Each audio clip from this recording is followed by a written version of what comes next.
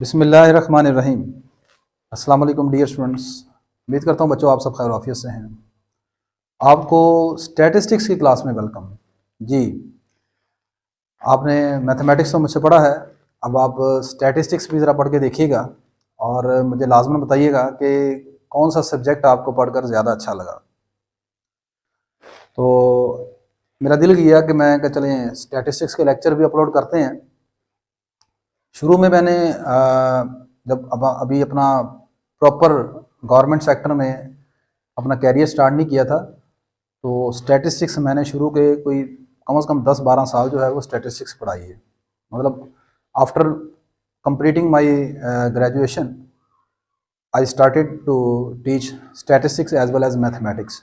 बाद में जब फिर मेरा प्रॉपरली गवर्नमेंट सेक्टर में जॉब हो गई तो उसके बाद फिर मैंने प्रॉपरली जो था, चूँकि मेरा वो मेन सब्जेक्ट कोर सब्जेक्ट मेरा मैथमेटिक्स था, तो फिर मैथमेटिक्स ही मैंने पढ़ाना शुरू किया। तो अब थोड़ा सा दिल किया कि चलें यार स्टैटिस्टिक्स को पढ़ाना चाहिए, ये चीज़ें थोड़ी सी जहन से निकल रही थी, तो चलें इसमें आपका भी फ़ायदा हो जाएगा। तो ये जो स्टैटिस्टिक्स है ये सिर्फ आप यहाँ पर इस नीयत से ना पढ़ें कि ये आप जस्ट अगर बीएस मैथमेटिक्स या बीएस स्टैटिस्टिक्स के स्टूडेंट्स हैं या इवन कोई और आपका डिसिप्लिन है तो आप उसके एग्ज़ाम के लिए पढ़ रहे हैं। आपको पता है कि अभी जो मतलब करंटली आप देखें स्टैटिस्टिक्स जो है, जो बच्चा स्टैटिस्टिक्स इसका बैकग्राउंड है वो मशीन लर्निंग में, डाटा साइंस में, ठीक है, और मज़ीद ऐसी आपके डिसिप्लिन है जिसमें statistics as well as mathematics आप दोनों यूज़ कर रहे हैं। तो आप इस चीज़ को मद्देनज़र रखते हुए पढ़ा करें। चलें जी, मैं यहाँ पर जिस बुक को फॉलो कर रहा हूँ वो आपकी वेल रिस्पेक्टेड बुक है, लोकल बुक आपकी शेर मोहम्मद चौधरी साहब की, और इसके अलावा मैं एज एडिशनल बुक ऐड करूँगा यहाँ पर मिर्ज़ा अफजाल बेग की। ठीक है, दोनों को हम पैरेलल लेके चलेंगे। दोनों बुक्स बड़ी अच्छी लिखी हुई हैं। आपके यूनिवर्सिटी, पंजाब यूनिवर्सिटी के जो एग्ज़ाम हैं, इसके अलावा और भी जो आपकी यूनिवर्सिटीज़ हैं जहाँ पर भी आप पढ़ रहे हैं, यही दोनों बुक्स कॉमनली ज़्यादा इस्तेमाल की जाती हैं। तो स्टैटिस्टिकल इन्फ्रेंस इस चैप्टर का नाम है, या इसका नाम रखा हुआ है हाइपोथेसिस टेस्टिंग।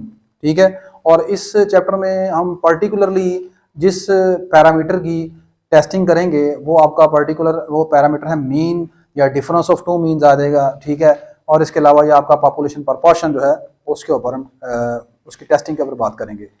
यहाँ पर ये चीज़ याद रखी जाएगी कि जब भी आप किसी चीज़ की टेस्टिंग करते हैं वो टेस्टिंग हमेशा पॉपुलेशन पैरामीटर की होती है, कभी किसी स्टैटिस्टिक्स की टेस्टिंग नहीं होती। पॉपुलेशन पैरामीटर कौन कौन से होते हैं? पॉपुलेशन मीन है, पॉपुलेशन प्रपोर्शन है, पॉपुलेशन वेरिएंसेस है। ठीक है, इनकी टेस्टिंग आप करते हैं। तो इस चैप्टर में हमने देखनी है इन पैरामीटर्स की टेस्टिंग, पॉपुलेशन मीन की, एक या एक से ज़्यादा, डिफरेंस बिटवीन मीन आ जाएगा या पॉपुलेशन प्रपोर्शन आ जाएंगे। ठीक है, तो पहले सबसे पहले देखते हैं कि स्टैटिस्टिकल इन्फ्रेंस से या हाइपोथेसिस टेस्टिंग से मुराद क्या है, हाइपोथेसिस किसे कहते हैं। ठीक है, तो चलते हैं जी। बाकी इन नोट्स का जो लिंक है वो डिस्क्रिप्शन बॉक्स में मौजूद है, आपको ये नोट्स आपके लिए मैंने बनाए हैं, आपको इंशाल्लाह मिल जाएंगे। ठीक है, चलें जी, तो बात करते हैं। सबसे पहले मैंने बताया कि टेस्टिंग ऑफ हाइपोथेसिस क्या है। थोड़ा सा ज़रा मैंने कहा थ्योरी आपको ज़रा करवा दें, फिर इंशाल्लाह हम न्यूमेरिकल की तरफ भी आ जाएंगे। तो थ्योरी जिस बच्चे की स्ट्रॉन्ग होती है ना, उसका बैकग्राउंड बड़ा अच्छा स्ट्रॉन्ग हो जाता है, उसका लिटरेचर जिस बंदे का अच्छा स्ट्रॉन्ग हो वो एक अच्छा रिसर्चर बन सकता है, अच्छी डेवलपमेंट कर सकता है सही सब्जेक्ट के अंदर। Testing of hypothesis is the procedure which enables us to decide on the basis of, ये मैंने डेफिनेशंस ज़्यादातर कुछ थोड़ी सी आपकी बुक्स में से उठाई हैं, ताकि अगर किसी बच्चे ने वहाँ बुक को कंसर्न कर रहा है तो बुक से ही उसको हेल्प मिल जाएगी। कुछ चीज़ें इसमें मजीद ऐड की हैं अपनी तरफ से। मैंने लिखा है जी कि टेस्टिंग ऑफ हाइपोथेसिस एक ऐसा प्रोसीजर है which enables us to decide, जो हमें ये डिसाइड करने में, फैसला करने में मदद करता है, बताता है किसकी बेस के ऊपर, on the basis of information obtained from sample data whether to accept or reject a statement or an assumption about the value of population parameter। तो क्या पता लगा, कहता है जी टेस्टिंग ऑफ हाइपोथेसिस एक ऐसा प्रोसीजर है जो कि आपको एक प्रोसीजर का नाम है, एक ऐसा प्रोसीजर है जो आपको ये बताता है कि आपने एक अजम्पशन जो है, अजम्पशन किसे कहते हैं, सपोज फर्ज की हुई बात को, ठीक है, उसको आपने एक्सेप्ट करना है या रिजेक्ट करना है। अब किसकी बुनियाद पर आपने एक्सेप्ट रिजेक्ट करना है? सैंपल डाटा की मदद से। ठीक है ना, देखें जैसे ये बड़ी इंपॉर्टेंट चीज़ है, इसको आप लिंक कर सकते हैं। आपने अदालतों में ये चीज़ देखी होगी कि एक बंदा जब किसी जज के सामने आता है, ठीक है, तो वो चाहे गिल्टी है या इनोसेंट है, वो उसने कहाँ गलत मतलब कोई जुर्म किया है या नहीं किया। अब जज जो है वो आप जानते हैं किस चीज़ की बुनियाद के ऊपर अपना कंक्लूजन, अपना रिजल्ट ड्रा करता है, अपना फैसला देता है। उसको जो ऑब्जर्वेशंस जो उसको वहाँ पर चीज़ें दी गई हैं, ठीक है, डॉक्यूमेंट्स वगैरह, वो उनको देखकर बताता है कि यार ये बंदा ठीक है, गिल्टी है या इनोसेंट है।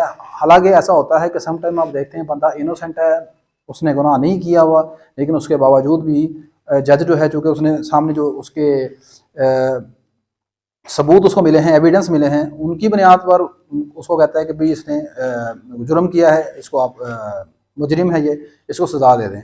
तो सिमिलरली यहाँ पर भी जब हम पॉपुलेशन पैरामीटर की टेस्टिंग की बात करेंगे तो उसने एक वर्ड इस्तेमाल किया है sample data, on the basis of sample data. Sample data की मदद से हमने बताना है कि आपकी अजम्पशन, आपका हाइपोथेसिस जो है वो ट्रू होगा या फॉल्स होगा, ठीक है। इट मीन्स कि आपका अगर सैम्पल डाटा चेंज होता जाएगा, ठीक है, तो आपकी कंक्लूजन भी चेंज हो सकती है, सही है।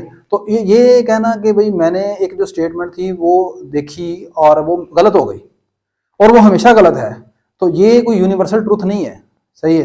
ये डिपेंड कर रही थी आपके सैंपल डाटा के ऊपर। अगर वही स्टेटमेंट मैं चेक करूं, मेरा सैंपल डाटा कुछ और हो, आपका कुछ और हो, तो ऐसा पॉसिबल है कि वो मेरी सैंपल डाटा की बेस के ऊपर वही हाइपोथेसिस जो है वो एक्सेप्ट हो जाए और आपके लिए रिजेक्ट हो जाए। तो पहले इन चीज़ों को ज़रा मद्देनजर रखिएगा। थोड़ा सा चीज़ें डिटेल से बताऊंगा आपको, तो परेशान नहीं होना आपने। कहता है जी, सच अ स्टेटमेंट और अजम्पशन विच मे और may not be true is called statistical hypothesis. ऐसी अजम्पशन, ऐसी फर्ज की हुई बात जो दुरुस्त भी हो सकती है, गलत भी हो सकती है, ठीक है, उसे आप स्टैटिस्टिकल हाइपोथेसिस बोलते हैं। फॉर एग्जांपल वी में एग्जामिन अ मैन्युफैक्चरर क्लेम, एक मैन्युफैक्चरर ने, एक मामार ने ये दावा किया है that his light bulb has an average life 1500 hours, कि उसके जो बनाए हुए बल्ब हैं उनकी जो जिंदगी है वो 1500 घंटे है। Similarly we may test the hypothesis that the average age of first year college students is 16 years, ठीक है। मतलब ये मैंने एग्जांपल लिखी है कि आप इन चीज़ों को, आप जो हाइपोथेसिस हो सकते हैं, आप जिन चीज़ों को टेस्ट कर सकते हैं, उनमें मैंने यहाँ पर दो बातें लिखी हैं कि आप एक मैन्युफैक्चरर का ये क्लेम टेस्ट कर सकते हैं, ठीक है, कि उसके जो बल्ब हैं वो 1500 घंटे चल सकते हैं, उनकी लाइफ जो है 1500 घंटे है। इसी तरह ही आप इस बात को टेस्ट कर सकते हैं कि किसी कॉलेज में जो बच्चे हैं उनकी एवरेज एज जो है वो 16 साल है। We accept the hypothesis as being true when it is supported by the sample data। हम उस hypothesis को दुरुस्त मान लेते हैं जिसको आपका sample data जो है वो support कर रहा होता है। We reject the hypothesis when the sample data fail to support it, और उस hypothesis को हम reject कर देते हैं, ठीक है, जिसको आपका sample data जो है वो support नहीं कर रहा होता। बिल्कुल वही स्टोरी है जो मैंने आपको अदालत वाली बताई है, जज की, और वो जो आगे आपके कटहरे में बंदा खड़ा हुआ है। It is important to understand what we mean by the term reject and accept in testing hypothesis testing। ये इंपॉर्टेंट चीज़ जो मैंने पहले आपको बता दी है कि यहाँ पर जो वर्ड एक्सेप्टेंस का और रिजेक्ट का है हाइपोथेसिस टेस्टिंग में, इसका मतलब क्या होता है भला? The rejection of hypothesis is to declare it false. किसी चीज़ हाइपोथेसिस की रिजेक्शन से मुराद ये होता है कि आपने उसको डिक्लेयर कर दिया है कि ये फॉल्स है, ये गलत है जी, ठीक है। The acceptance of hypothesis is to conclude that there is no sufficient evidence to reject it. और इसको एक्सेप्ट करने का मतलब यह है कि आपके पास कोई वाजिया सबूत ऐसा नहीं है, एविडेंस कैसे सबूत को, कोई ऐसा वाजिया सबूत नहीं है कि आप जनाब उसको गलत कर सकें। Acceptance does not necessarily mean that the hypothesis is true. वो अदालत वाली स्टोरी चल रही है यहाँ पर भी, ठीक है। एक्सेप्टेंस करने का मतलब हरगिज़ ये नहीं है कि जो हाइपोथेसिस आपने एक्सेप्ट किया वो हमेशा ट्रू होगा, ठीक है। मैंने बताया कि ये कोई यूनिवर्सल ट्रूथ नहीं है, सही है। और ना ही आपने किसी हाइपोथेसिस के साथ लाजमी सीरियस हो जाना, ठीक है। आपके नहीं मैं इसे एक्सेप्ट करवा के ही रहना, ऐसा नहीं करना यार, ये जुल्म नहीं करना आपने। It just depend upon the nature of data. ये सिर्फ आपके डाटा के नेचर के ऊपर डिपेंड करता है। वो डाटा जैसा आपको बताएगा उसी तरह ही आपको ये चीज़ें बताएंगे, ठीक है। जब हम टेस्टिंग हाइपोथेसिस चलेंगे, मैंने एक बड़ी अच्छी स्टोरी इसके ऊपर बनाई हुई है, ठीक है। आपको इंशाल्लाह क्वेश्चन करेंगे, फिर साथ साथ आपको मैं बताऊंगा वो स्टोरी क्या है। कहता है suppose a manager of a large shopping mall tells us that the average work efficiency of her employees is at least 90%। एक किसी शॉपिंग मॉल का जो मैनेजर है वो ये कहता है, उसका ये दावा है कि उसके जो एम्प्लॉयज़ है ना, उनके काम करने की जो कारकर्दगी है, एफिशिएंसी जो है वो 90% है, 90% है। How can we test the availability of her hypothesis using the sample data. हम सैंपल डाटा की मदद से उसकी जो एफिशिएंसी, उसका जो दावा है उसको हम कैसे टेस्ट कर सकते हैं? We could calculate the efficiency of sample employees. हम क्या करेंगे, अब तमाम पूरे के पूरे जो पॉपुलेशन जो उसके फैक्ट्री में या मार्केट में जो काम कर रहे हैं एम्प्लॉयज़, उन सबको तो नहीं लेंगे। हम चंद एक जो एम्प्लॉयज़ हैं उनका सैंपल डाटा उठाएंगे और हम देखेंगे कि उनकी कारकर्दगी क्या है, उनकी एफिशिएंसी क्या है। जो मैनेजर है उसने ये क्लेम किया है कि उसके एम्प्लॉयज़ की जो एफिशिएंसी है वो 90% है, कम से कम 90% है। अब देखें उसका ये दावा गलत कब हो सकता है कि आपने जो सैंपल उठाया है, आपने जो बंदों की कारकर्दगी चेक कर रहे हैं, अगर फर्ज करें कि उनकी एफिशिएंसी 90% से बिलो आती है, तो इसका मतलब आप क्या कहेंगे? आप कहेंगे यार ये जो मैन्युफैक्चरर है ना ये ठीक नहीं कह रहा, ये गलत कह रहा है। सही है, मैन्युफैक्चरर सॉरी कह रहा हूँ, ये मैनेजर ठीक नहीं कह रहा। और अगर फर्ज करेंगे एक दूसरे शख्स ने जिसने 10 या 15 जो एम्प्लॉयज़ थे एज अ सैंपल उनको उनकी एफिशिएंसी चेक की, तो पता लगा कि उन 15 बंदों की एफिशिएंसी निकला ये 95%। तो अब वो क्या कहेगा? वो कहेगा जी मैनेजर का जो क्लेम है बिल्कुल ठीक है। तो बात, अब बंदे देखें उसके ही हैं, अपना मैनेजर के अंडर काम कर रहे हैं, ठीक है, एक ही कंपनी में काम कर रहे हैं, सही है, लेकिन यहाँ पर जो कंक्लूजन है वो दोनों मुख्तलिफ हो सकती हैं। अब वजह क्या है? वजह ये है कि आपने जो सैंपल डाटा उठाया है उसके ऊपर ये डिपेंड करता है, ये नेचर ऑफ डाटा पर डिपेंड कर रहा है, ठीक है। we could calculate the efficiency of sample employees if we did this and the sample statistics come out to be 95%। अगर आपने जो सैंपल स्टैटिस्टिक्स निकाला, ठीक है, और मतलब जो आपने बंदे चूज किए थे एम्प्लॉयज, उनकी काम करने की एफिशिएंसी आपको 95% निकल आई, we would readily accept the manager statement. तो हम कह सकते हैं कि जो मैनेजर का दावा है ना वो बिल्कुल ठीक है। However if the sample statistics were 46% then we reject her assumption as untrue। और अगर आपके पास वो उनकी एफिशिएंसी निकली है 46%, तो आप फिर जनाब क्या करेंगे? आप बुलाएंगे उसको मैनेजर को, इधर आ भाई मेरी बात सुन कर आ गए, ठीक है, तुमने तो कहा था ये है, ठीक है, तो आप उसको क्या कर देंगे? गलत कर देंगे। लेकिन ऐसा नहीं करना, आपने उसके साथ सीरियस नहीं होना भाई, ठीक है। ये स्टैटिस्टिक्स है, ये हाइपोथेसिस है, अजम्पशन चल रही हैं, आपका जो सैंपल डाटा है उसके ऊपर डिपेंड कर रहा है। इसको बिल्कुल आपने यूनिवर्सल ट्रूथ नहीं लेके चलना, ये डिपेंड करता है आपके सैंपल डाटा के ऊपर। हाँ, अब एक बात सुनें, आप मैनेजर के क्लेम को दुरुस्त कर सकते हैं, ये सही हो सकता है जब आप number of observation sample data ज़्यादा से ज़्यादा उठाते जाएं। ज़्यादा बड़ी जितनी सैंपल ऑब्जर्वेशन ज़्यादा होगी, आप उतना आपकी जो वैल्यू है ना सैंपल स्टैटिस्टिक्स की, वो पॉपुलेशन पैरामीटर के करीब करीब जाती है। इंशाल्लाह हम आगे डिटेल से इन चीज़ों को पढ़ेंगे। नहीं जी, ये आपको आई होप अभी तक ये पता चल गया होगा कि हाइपोथेसिस टेस्टिंग किसे कहते हैं, ठीक है।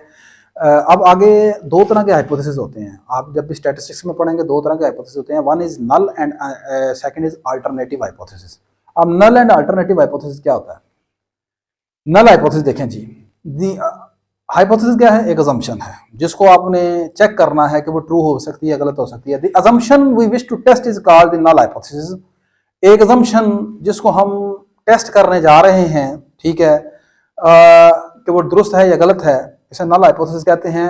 और in other words an assumption tested for possible rejection is called null hypothesis.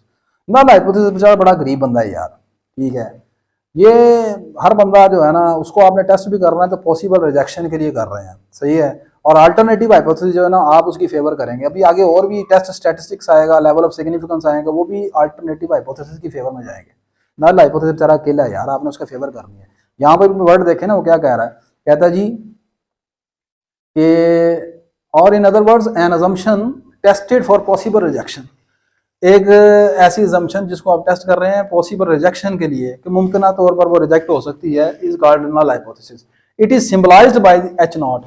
Null hypothesis को आमतौर पर आप एच नॉट से डिनोट करते हैं। In general we take an assumption और statement as a null hypothesis. ये अब आपको जो चीज़ मैं लाइनें लिख के दे रहा हूँ ये आपकी मैथमेटिकल आपको मतलब बताएंगी कि समटाइम बच्चों से ना ये प्रॉब्लम होती है, उनको स्टेटमेंट पढ़ के ये नहीं पता चलता कि यार जो स्टेटमेंट है ये नल हाइपोथेसिस की है या अल्टरनेटिव हाइपोथेसिस की है। तो अब मैं जो यहाँ पर आपको कुछ कंडीशन समझ लें, ट्रिक समझ लें, वो बताने लगा हूँ, जिससे आपको ये आइडिया हो जाएगा कि ये जो स्टेटमेंट में आपको लिख के दी हुई ये स्टेटमेंट जो अजम्पशन लिखी है ये नल की है या अल्टरनेटिव की है। In general we take an assumption और statement as a null hypothesis. आप एक अजम्पशन को या स्टेटमेंट को नल हाइपोथेसिस ले सकते हैं, लेंगे if specific statement has the following condition. अगर आपकी लाइनें, आपकी जो क्वेश्चन है, आपकी जो स्टेटमेंट है, उनमें ये वाली कंडीशन आ जाएं, एटलीस्ट कम अज कम, एट मोस्ट ज्यादा से ज्यादा, लेस देन और इक्वल टू, ग्रेटर देन और इक्वल टू, ये वाले वर्ड अगर आप देखें या एग्जैक्टली इक्वल का वर्ड देखें तो आप समझ जाएं कि ये जो स्टेटमेंट है ये नल हाइपोथेसिस की है। ठीक है, अब देखें जब आप कहते हैं ना एटलीस्ट, कम अज कम, तो इसका मतलब होता है कि मैं मिसाल के तौर पर आपको कहता हूँ कि यार आपने एक ट्रिप पर जाना है, आपके पास कम अज कम 50 रुपये होने चाहिए। ठीक है, पुराने दौर की बात है 1925 की, उस जमाने में 50 रुपये बहुत बड़ी मांग थी, तो आपके पास कम अज कम 25 रुपये होने चाहिए। अब कम अज कम 25 का मुराद वाला क्या है कि बच्चे के स्टूडेंट के दिन में ये बात आएगी कि सर ने कहा था यार कम अज कम 25 होना चाहिए, मीन टू से 25 से नीचे नहीं होने चाहिए। तो क्या होना चाहिए, ग्रेटर देन और इक्वल होना चाहिए। इट मीन आपका जो वर्ड एटलीस्ट है ना, एटलीस्ट का मतलब होता है ग्रेटर देन और इक्वल। ये भी बच्चों को कंफ्यूजन होती है, वो लफ्ज एटलीस्ट का मतलब समझते हैं लेस देन और इक्वल। नो, एटलीस्ट का मतलब होता है कम अज कम इतना जरूर होना चाहिए, मीन टू से ग्रेटर देन और इक्वल। इसी तरह जब आप वर्ड इस्तेमाल करेंगे ना एटमोस्ट, तो अब मैं आपको कहता हूँ कि यार आपके पास ट्रिप के लिए ना ज्यादा से ज्यादा 500 काफी है। ठीक है ना, थोड़ा सा मैंने बढ़ा दिया ना, बच्चा कह रहा है यार ये आपके जमाने में ले गया मैं, आप थोड़ा से आगे आ जाए। तो एटमोस्ट 500 आने चाहिए। एटमोस्ट 500 का मतलब क्या है, ज्यादा से ज्यादा 500। ज्यादा से ज्यादा 500 का मतलब है कि 500 इनफ है भाई, इसका मतलब 500 से थोड़ा नीचे भी चलेगा तो काम चलेगा। ठीक है, तो एटमोस्ट जब वर्ड आएगा, एटमोस्ट के लिए आप जो वर्ड सिंबल इस्तेमाल कर सकते हैं, दिस इज लेस देन और इक्वल, और ये किसके लिए होगा, एटलीस्ट के लिए।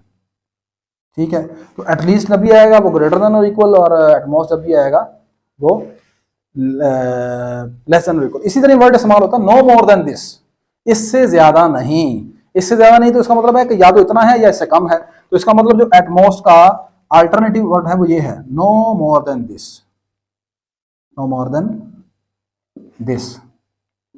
ठीक है, इसी तरह एटलीस्ट का मतलब है नो लेस देन दिस, इससे कम नहीं होने चाहिए, नो लेस देन दिस। अब इसका मतलब ये होता है कि इससे कम नहीं होना चाहिए, इसका मतलब या कम से कम उतना हो, इक्वल आएगा, या फिर इससे ज्यादा होना चाहिए। ठीक होगी बात ये। तो जब भी ये वाले वर्ड आ देना तो आप समझ जाए कि ये नल हाइपोथेसिस। अब मैंने कुछ एग्जांपल लिखी है नल हाइपोथेसिस की। For example suppose we want to test the hypothesis about mu which are. Mean की टेस्टिंग के लिए नल हाइपोथेसिस कुछ एग्जांपल है। पहली एग्जांपल है population mean is equal to 50 kg। तो अगर ये स्टेटमेंट आपको लिख के दी हो कि हमारा पॉपुलेशन मीन जो है 50 kg है, तो ऐसी सूरत में आप नल हाइपोथेसिस कैसे लिखेंगे ये मैं बताना चाह रहा हूँ। इसको मैंने थोड़ा सा मिटा दें। ऐसी सूरत में बच्चों आप नल हाइपोथेसिस को बेटा लिखोगे इस तरीके से, H not mu is equal to 50 kg। अगर आपके पास लिखा हुआ है population mean is at least 50 kg, आपका पॉपुलेशन मीन कम से कम 50 kg है, या उसने वर्ड इस्तेमाल किया और greater than equal to 50 kg, ये आसान हो गया, उसने बता दिया ग्रेटर देन और equal, then our null hypothesis is, आपका नल हाइपोथेसिस इस तरह लिखा जाएगा, H not mu greater than equal to 50 kg। यहाँ पर आप कॉलन लगाएंगे 2।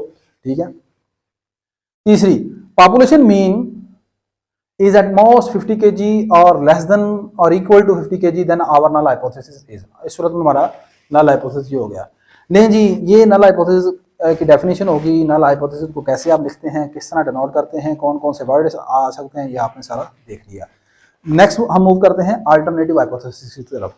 Alternative hypothesis is an hypothesis opposite to null hypothesis. Simple, ऐसा हाइपोथेसिस जो दूसरे अल्फाज में आप कहें कि नल ना हो, उसे आप अल्टरनेटिव हाइपोथेसिस कह सकते हैं। ऐसा हाइपोथेसिस जो नल हाइपोथेसिस के ऑपोजिट है, उसे आप अल्टरनेटिव हाइपोथेसिस बोल सकते हैं। Which is accepted when null hypothesis is rejected. ये तब एक्सेप्ट किया जाएगा जब नल हाइपोथेसिस रिजेक्ट कर दिया जाएगा। इट मींस ये उसका कंट्राडिक्ट है, उसका उलट है, मुतजाद है। आप तो मैथमेटिक्स पढ़ते हैं तो आपको ज्यादा पता होगा कंट्राडिक्ट का मतलब क्या होता है। It is usually denoted by, alternative hypothesis को आमतौर पर हम H1 से या H के नीचे ये कैपिटल A आप लिख दें, इससे डिनोट करते हैं। For example alternative hypothesis opposite to null hypothesis are, वो जो ऊपर हमने नल हाइपोथेसिस लिख के दिए थे उनके अल्टरनेटिव हाइपोथेसिस ये हैं। पहला नल हाइपोथेसिस था H not equal to 50 kg, तो यहाँ पर अल्टरनेटिव बनेगा नॉट इक्वल। वहां पर था दूसरा H नॉट ग्रेटर देन और इक्वल, तो ग्रेटर देन और इक्वल का उलट क्या है, लेस देन, तो ये उसका अल्टरनेटिव हाइपोथेसिस आ जाएगा H1 लेस देन 50 kg। ठीक है, और थर्ड वन आपके पास वहां पर था H नॉट लेस देन और इक्वल टू 50 kg, तो यहाँ पर क्या बनेगा बच्चों, H1 ग्रेटर देन 50 kg। ठीक है, तो अब यहाँ पर बिल्कुल जैसे मैंने वहां पर आपको कुछ पहचान बताई नल हाइपोथेसिस के लिए कौन कौन से वर्ड इस्तेमाल हो सकते हैं। In the similar way I am discussing here what symbols, what conditions we can use for alternative hypothesis. In general, assumption or a statement that has the following conditions, not equal आ जाए, कभी less than आ जाए या greater than आ जाए, then is considered as alternative hypothesis। तो वो जो statement है वो जो प्रोपोजिशन होगी, कंडीशन होगी, वो आपके पास अल्टरनेटिव हाइपोथेसिस समझी जाएगी। नेक्स्ट आपके पास बस ये खत्म, उसके बाद इंशाल्लाह हम आगे बात करेंगे नेक्स्ट लेक्चर में सिंपल एंड कंपोजिट हाइपोथेसिस किसे कहते हैं। ये दोनों भी आपके पास नल और अल्टरनेटिव हाइपोथेसिस ही हैं असल में। सिंपल एंड कंपोजिट हाइपोथेसिस देखें जी, आपके पास मुख्तलिफ पॉपुलेशन पैरामीटर होते हैं, मीन है, म्यू है, प्रपोर्शन है, सिग्मा स्क्वायर है, ठीक है, वेरिएंसेस है, सिग्मा स्टैंडर्ड डिवीएशन और वेरिएंसेस है, ठीक है। तो ये जो पैरामीटर्स हैं, इन पॉपुलेशन पैरामीटर की समटाइम्स वैल्यू होती है स्पेसिफिक कि भाई इतनी ही है, और सम टाइम वैल्यू स्पेसिफिक नहीं होती। तो सिंपल सी सारी बात मैं आपको यहाँ पर बता रहा हूँ कि अगर किसी डिस्ट्रीब्यूशन में किसी पॉपुलेशन पैरामीटर की वैल्यू स्पेसिफिकली आपको बता दे कि इतनी है, तो समझ लें वो जो हाइपोथेसिस है वो सिंपल हाइपोथेसिस है। और अगर वो कहता है स्पेसिफिक ये नहीं है, स्पेसिफिक आपको नहीं पता चलता, तो फिर वो कंपोजिट है। मिसाल के तौर पर मैं कहता हूँ कि फर्स्ट ईयर के कॉलेज स्टूडेंट्स की जो एवरेज एज है वो 16 साल है, एग्जैक्ट 16 साल है, मीन ये है। तो ये मेरा जो आपके पास हाइपोथेसिस है ना, ये सिंपल हाइपोथेसिस है, सिंपल हाइपोथेसिस है। विद वेरिएंस भी मैं आपको बताता हूँ, तो मैं कहता हूँ जिसका वेरिएंस जो है ना वो ये 4 है, 4 ईयर है, सेम साल के तौर पर। तो अब मैंने नॉर्मल डिस्ट्रीब्यूशन में 2 पैरामीटर हैं, मीन एंड वेरिएंसेस, ठीक है। तो ये दोनों की वैल्यू जो है स्पेसिफिकली वाज़ेह तौर पर बता दी है कि एग्जैक्ट इतनी है, स्पेसिफिक का मतलब एग्जैक्टली इतनी है, ठीक है। तो ये जो हाइपोथेसिस होगा ना, ये सिंपल हाइपोथेसिस कहलाएगा, ठीक है। और आप देखेंगे सिंपल हाइपोथेसिस का जो ताल्लुक है ना वो हमेशा नल हाइपोथेसिस के साथ होता है, क्योंकि नल हाइपोथेसिस में एग्जैक्ट इक्वल का निशान होता है वहां पर, सही है। अब मैं आपको कहता हूँ कि मेरे पास जो मीन है ना, एवरेज एज जो है फर्स्ट ईयर के स्टूडेंट्स की, वो 16 साल से ज्यादा है, ग्रेटर देन, या मैं कहता हूँ वो 16 साल से कम है। अब इन दोनों सूरतों में आपके पास जो है ना पॉपुलेशन पैरामीटर एक से ज्यादा वैल्यूज अज्यूम कर सकता है। मिसाल के तौर पर जब आप कहते हैं एक नंबर है वो 16 से बड़ा है, तो आप मुझसे यही पूछेंगे ना कितना बड़ा है जी, तो वो 17 भी हो सकता है, 16.5 भी हो सकता है, 18 भी हो सकता है, 19 भी हो सकता है। तो वैल्यू स्पेसिफाई तो नहीं, इसका मतलब आपका पॉपुलेशन पैरामीटर एक से ज्यादा वैल्यू अज्यूम कर सकता है। मीन 16 से बड़ा है, 16 से बड़ा आप कहेंगे जी सर 16.5 हो सकता है, मैं कहूँ जी बिल्कुल हो सकता है। क्या सर जी 17 हो सकता है, मैं कहूँ जी बिल्कुल हो सकता है। 18 हो सकता है, जी बिल्कुल हो सकता है, ठीक है। 100 नहीं कर देना यार, फर्स्ट ईयर का स्टूडेंट कभी 100 साल का नहीं हो सकता एवरेज एज, है बाबे नहीं खाने आपने। हाँ, इसके इर्द गिर्द, इसके इर्द गिर्द 16 से बड़े से मराद होंगे बड़े 16 से, लेकिन इसके इर्द गिर्द है। पता लगे आप कहें जी 100 साल का कर लें, ये कौन सा डाटा आपने इस्तेमाल कर लिया यार, जिनके बच्चे पढ़ाने हैं आपने, ठीक है बच्चों। तो 16 साल से बड़ा वो ये हो सकते हैं। तो इसमें देखें ना पॉपुलेशन पैरामीटर की मीन की वैल्यू एक से ज्यादा आ सकती है, तो ये आएगा कंपोजिट हाइपोथेसिस की पॉसिबिलिटी में, ठीक है। तो बस यही अपने सारी डिस्कशन यहाँ पर पढ़नी है, कुछ एग्जामें भी शुरू होने लगी हैं, तो बस जल्दी जल्दी मैं थोड़ा सा इसको रिवाइज कर लें, या मेरे ख्याल से जानेदा सुन लें, फिर उसके बाद ही करते हैं तसल्ली से, हैं मेरी जल्दी जल्दी पड़ जाएगी नहीं तो फिर। ले बच्चों, अब हम बात करने लगे हैं सिंपल हाइपोथेसिस की। पहले तो मैंने लिखा जी कि a simple hypothesis one in which all the parameters of the distribution are specified. मैंने जैसे सारा आपको बता दिया कि स्पेसिफाइड का क्या मतलब होता है। पॉपुलेशन पैरामीटर में भी population mean, mu, population variances और पॉपुलेशन प्रोपोर्शन, ये जो पैरामीटर होते हैं आप जानते हैं इनको। So in general a simple hypothesis stated as theta is equal to theta cap. एक सिंपल हाइपोथेसिस को आप आम तौर पर जनरली इस तरह लिखते हैं, theta equal to theta cap. अब थीटा कैप क्या है?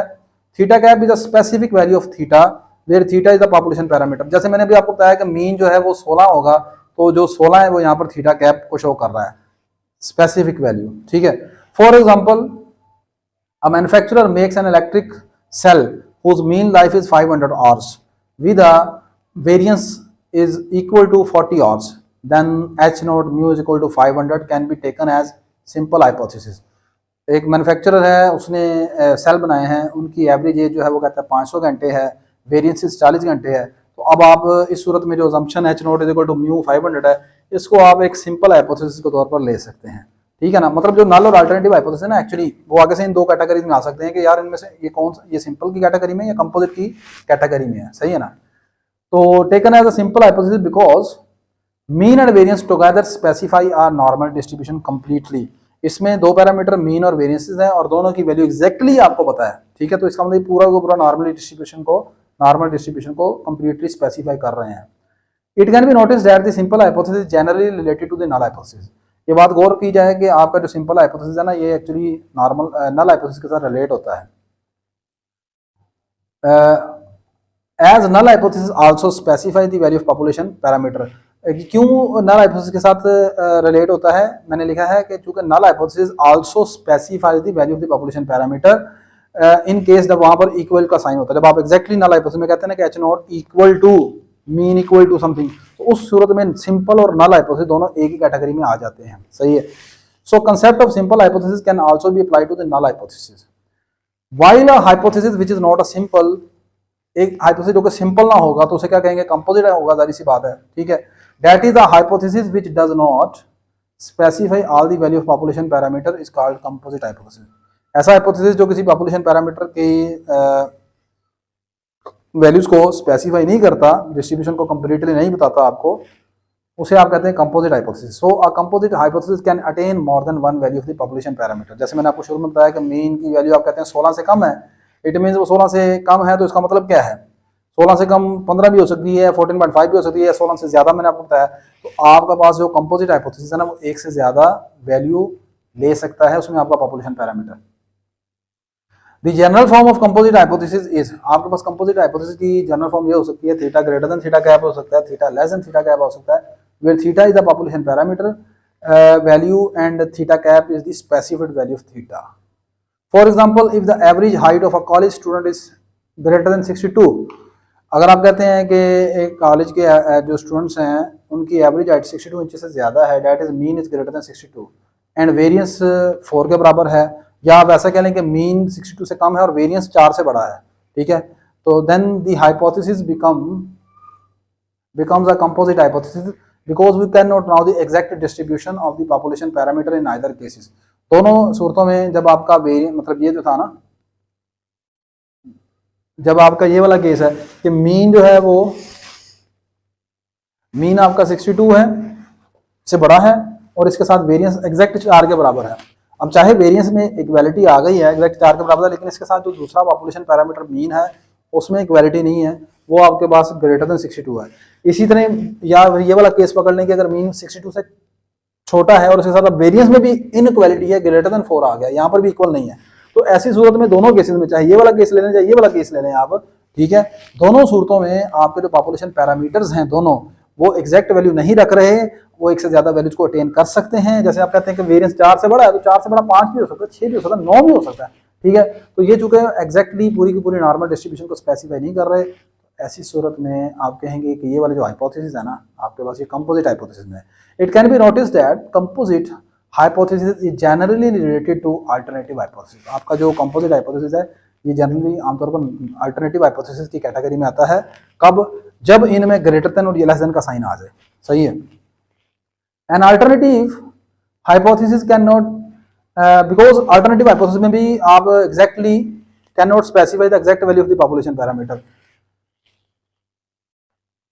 So the concept of composite hypothesis can also apply to the alternative hypothesis। ठीक है। यहाँ पर ये आपकी आसानी के लिए मैंने लिखा है, ये शायद आपको नजर आ रहा है, हाँ थोड़ा छोटा है लेकिन चले, ये मैंने लिखा है कि simple hypothesis is a hypothesis that simply has an equality sign. ठीक है। सिंपल हाइपोथेसिस मतलब आप उसे उसकी आसान सी डेफिनेशन अपनी पहचान के लिए, डेफिनेशन नहीं है ये, अपनी पहचान के लिए ये याद रखें कि सिंपल हाइपोथेसिस वो आपका हाइपोथेसिस है जिसमें इक्वालिटी साइन आता है। While a composite hypothesis is one of the hypotheses that contain not equal, greater than or less than sign।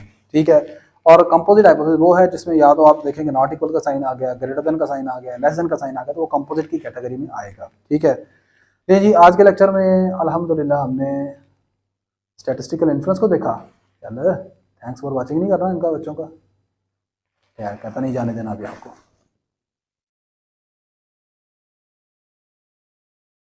Low ji, thanks for watching आ गया। तो आज के लेक्चर में बेटा हमने स्टैटिस्टिकल इन्फ्लुएंस देखा, हाइपोथेसिस की दो type, null and alternative hypothesis देखी, सिंपल एंड कंपोजिट हाइपोथेसिस देखा। वीडियो अच्छी लगी तो लाजमन मुझे बताइएगा कि कैसी वीडियो लगी। मैथमेटिक्स पढ़ना और स्टैटिस्टिक्स दोनों का पढ़ना है, किसमें पढ़ के ज़्यादा आपको अच्छा लगा, तो आपके मैसेज का इंतज़ार रहेगा। अपनी दुआ में याद रखिएगा। अल्लाह हाफिज़।